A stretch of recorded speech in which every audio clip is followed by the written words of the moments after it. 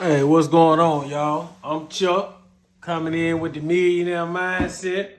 And today I want to talk about breaking the chains. Things come from environmental, it come from friends, it come from family members, and it's just passed down from us. Well, it can be knowingly, unknowingly. And the only thing we can do is try to learn about it, evolve and grow, and break that cycle. Because we don't want to pass on to our children, our grandchildren, our cousins. Because so many things can be done. All we got to do is start within our mind. That's why I call it millionaire mindset. Once we decide on a course or a path in life and we commit to it mentally, then the body must follow, because the mind controls everything. So if you tell yourself that you can't do something, you will not be able to do it, because you've already put that mental block and that stigma and that negativity into your body, and it's just transmuted all the way through your body with that negative energy. Self-empowerment. And that's embracing personal development, finding areas of restriction and oppression, and taking steps to break yourself free of that. So people might say, well, I'm big boned. It's a way to do that. You might say someone is big boned, but if they chose a better diet and a better exercise, then they would get better results, because it's based off discipline and consistency. So if you take discipline when eating your favorite foods and your not so favorite foods, and you dedicate yourself to exercising, then you'll get better results. Just in case if you had a subject in school that you were weak in and you put more time and energy and effort in it, eventually you will get better, you will learn, and you will grow, because it's muscle memory, it's repetition, and it's consistency. So there are all forms of exercise. There's physical exercise, there's mental exercise, there's verbal exercise. So you just have to use what you have to get where you're trying to go.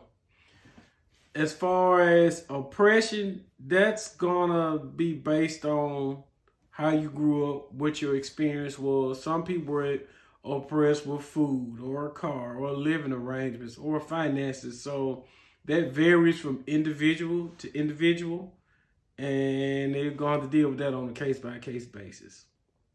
Next, we want to talk about education, which is something that is so key. We want to break free from ignorance and misinformation by seeking knowledge and staying informed with the topic of Wright brothers. So I'm sure when they decided to fly, no one else thought it could be done or it would be done. NASCAR drivers, I'm sure no one thought it was capable of a car going that fast. So think about all the pitfalls that Henry Ford went through thinking of a car. Before, all they had was horse and buggy or either walking. Now this guy's created a whole vehicle with 4 tires and an engine, and it can move people from one place to another without exerting much force or energy. That's powerful.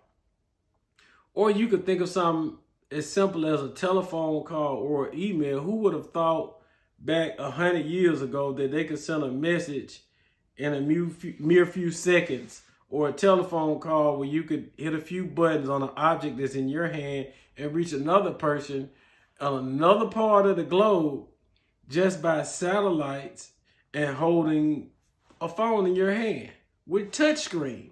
No buttons, no numbers, just touchscreen, all glass. I mean, that took a lot of imagination, that took a lot of work, took a lot of sacrifice, it took a lot of time, but they made it happen. The next subject is being an advocate. Get involved with other groups to dissolve the stigmas that are surrounding you or other people in the group. They may have told you couldn't succeed, or you weren't smart, or you were retarded, or you were slow, or you couldn't read. I mean, we all have disabilities. Some people might have weak eyes. Some people might have poor hearing. Some people are taller than others. Some people are shorter than others. You just exploit that and use that to your advantage. So if you're not tall, find something that you can do that fits within your height. If your eyes are weak, then use something that you can depend on with your ears. So just use whatever you have and use it to your best ability. Don't use it as a crutch. Don't throw in the towel. Don't give up. Don't shortchange yourself. There are plenty of other ways for you to make it and for you to succeed and for you to be great, because you dive into emotional liberty. Get free of emotional bondage by addressing any past traumas. Focus on self-care. Foster emotional well-being. I think emotions is really a key area. Some people are emotional wreck. Some people are not in tune with their emotions. I think you have to have a healthy balance with emotions.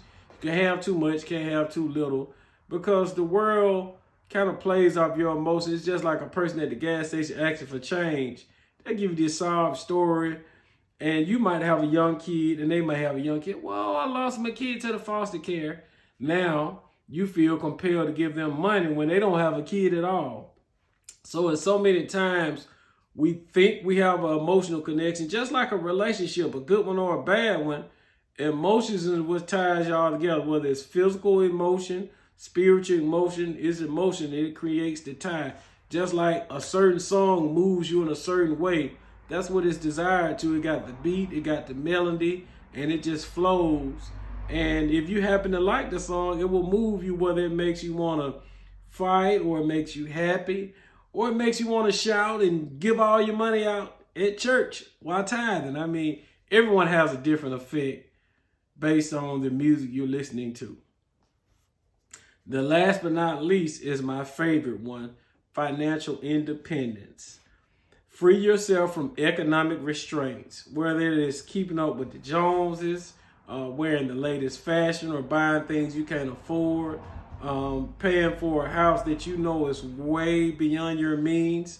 And you can do that by budgeting, investing, saving, or pursuing other lucrative opportunities that are within you.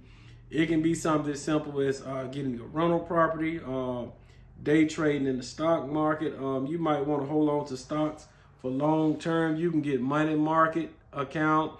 You can invest in CDs. There's so many different ways to invest.